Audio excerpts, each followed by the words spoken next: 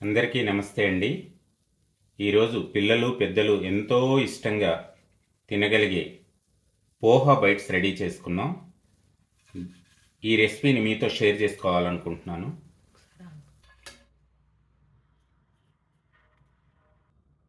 Poha bytes కోసం ముందుగా ఒక కప్పు అటుకులు తీసుకుంటున్నాను. దీంట్లో నీళ్లు పోసి ఒక 10 నిమిషాల పాటు నానబెట్టుకుందాం.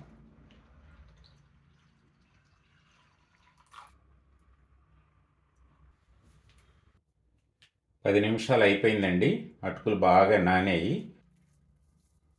నీళ్ళని బాగా పిండేసుకుని అటుకుల ముద్దను ఇందులో వేసుకుందాం. ఇందులో ఇప్పుడు ఒక 1/4 కప్పు ఉప్మా రవ్వ సుజీ వేస్తున్నాను. అరకప్పు పెరుగు, రుచికి సరిపడా ఉప్పు, 2 టేబుల్ స్పూన్లు కొత్తిమీర తరుగు, చిటికెడు పసుపు. వీటిని బాగా కలుపుకుందామండి. నీళ్ళేమీ అవసరం పడదండి, ఎందుకంటే అటుకులు కూడా నానబెట్టుకున్నాం కదా. ఆ తడి, ఈ పెరుగు సరిపోతుంది. ఒకసారి ఇందులో ఉప్పు సరి చూసుకోండి, ముద్దకు రావాలి. నీళ్ళు ఎక్కువ ఉంటే కనుక అంతా జారుడు పిండి అయిపోతుంది, అప్పుడు బైట్స్కి రాదనమాట. ఈ ప్లేట్లకి కొద్దిగా నూనె రాస్తున్నానండి. ఈ పిండిని చిన్న చిన్న ఉండలుగా తీసుకుని బైట్స్ లాగా ఒత్తుకుందామండి.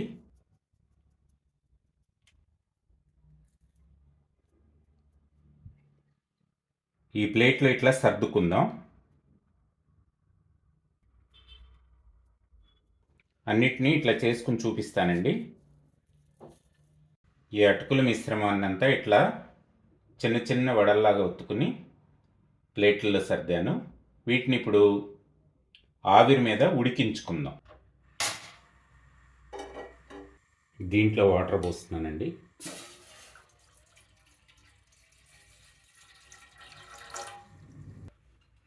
ఈ ప్లేట్ని ఇందులో సర్దుతున్నాను.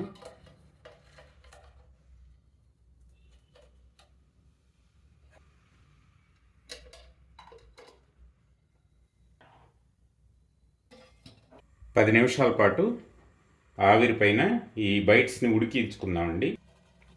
మూత తీసి చూద్దామండి. 10 మినిట్స్ కూడా అయిపోయింది. ఇవి కూడా ఉడికేసాయి. స్టవ్ కూడా ఆఫ్ చేసేస్తున్నాను. 3 టేబుల్ స్పూన్ ఆయిల్ వేస్తున్నాను. నూనె వేడెక్కిందండి. ఇందులో ఇప్పుడు 1 టీ స్పూన్ ఆవాలు వేస్తున్నాను, 1 టీ స్పూన్ జీలకర్ర, 1 టేబుల్ స్పూన్ నువ్వులు, చిన్నవి 2 ఎండుమిరపకాయలు ఇట్లా తుంచుకుని వేసుకున్నాను. సన్నగా తరుక్కున్న 2 పచ్చిమిరపకాయ ముక్కలు. మీరు కారాన్ని చూసి వేసుకోండి, ఇవి బాగా కారం ఉన్నాయి. కరివేపాకు 3 రెమ్మలు, కొద్దిగా ఇంగువ. వీటిని బాగా వేయించుకుందాం. ఇందులో టీ స్పూన్ కారం, 1 చిటికెడు ఉప్పు వేస్తున్నానండి. ఇందాక అందులో బైట్స్లో వేసుకున్నాము, ఇది మాత్రం ఓన్లీ పైన టేస్ట్ కోసం వేస్తున్నాను. ఈ తాలింపు కూడా రెడీ అయిందండి. ఇప్పుడు ఇందులో బైట్స్ వేసుకుందాం. ఇటు బాగా ఉడికేయండి. వీటిని ఇందులో వేస్తున్నాను. ఇప్పుడు స్టవ్ని కంప్లీట్గా సిమ్లోనే పెట్టుకోండి. చందమామల లెబ్బలే బాగా ఉడికేయండి.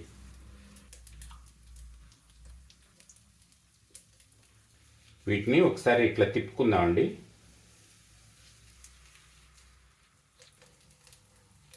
కొంచెం బాగా వేయించుకోవాలండి. వేయించుకుంటేనే వీటి టేస్ట్ చాలా బాగుంటుంది. తాలింపు అంతా కూడా వీటిట్లోకి వెళ్ళి బాగుంటాయి రుచి. ఇందులో వేసినవన్నీ కూడా చాలా హెల్దీవేనండి. అటుకులు అయితే మీకు తెలుసు కదా, డైరెక్ట్ వడ్ల నుంచే తీస్తారు. దీంట్లో ఇది బ్రౌన్ రైస్ అంతటి పోషక విలువలన్నీ కూడా ఇందులో ఉంటాయి. సుజీ అయితే ఇక దాంట్లో ఎంత ప్రోటీన్ ఉంటుందో మీ అందరికీ తెలిసిందే. ఇందులో వాడింది పెరుగు. నువ్వులైతే మనకి ఒంటికి ఎంతో ఉపయోగపడతాయి. కాసేపు ఇట్లా అన్ని వైపులా బాగా గోల్డెన్ బ్రౌన్ వచ్చే వరకు వేయించుకుందామండి.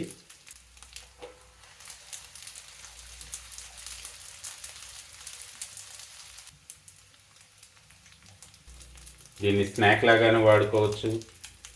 ఇడ్లీ దోశల పిండి ఇంట్లో రెడీగా లేనప్పుడు 10 నిమిషాల్లో చేసుకోగలిగే మంచి హెల్దీ బ్రేక్ఫాస్ట్ కూడా అవుతుంది. అయిపోయినాయండి. వీటిని ఇప్పుడు సర్వింగ్ ప్లేట్లోకి షిఫ్ట్ చేసుకుందామండి. ఈరోజు పిల్లలు పెద్దలు ఎంతో ఇష్టంగా తినగలిగే పోహా బైట్స్ రెడీ చేసుకున్నాం. ఇంకెందుకు ఆలస్యం, మీరు కూడా పిల్లలు వచ్చే టయానికి రెడీ చేసి వాళ్ళకి పెట్టండి. ఎంత హాయిగా ఫీల్ అవుతారో. తినడానికి కూడా చాలా బాగుంటుంది.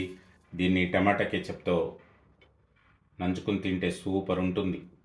ఈ తడకాన్ని కూడా దీనిపైన వేసుకుందామండి. ఇది కూడా చాలా టేస్టీగా ఉంటుంది. చాలా బాగా ఉడికాయి, తర్వాత తడకాలు బాగా వేగాయి. సూపర్గా ఉంది ఇక్కడ ఫ్లేవర్ అయితే. ఇంకెందుకు ఆలస్యం, మీరు కూడా ట్రై చేసేసి హాయిగా ఎంజాయ్ చేయండి. ఈ నా వీడియో మీకు నచ్చినట్లయితే లైక్ చేసి షేర్ చేయండి. అలాగే నా ఛానల్ని ఇంతవరకు సబ్స్క్రైబ్ చేసుకోకపోతే ప్లీజ్ సబ్స్క్రైబ్ మై ఛానల్. పక్కనున్న బెల్ ఐకాన్ కూడా క్లిక్ చేయండి. కొత్త కొత్త రెసిపీలన్నీ మీకు నోటిఫికేషన్స్లో వస్తూ ఉంటాయి. థ్యాంక్ యూ అండి.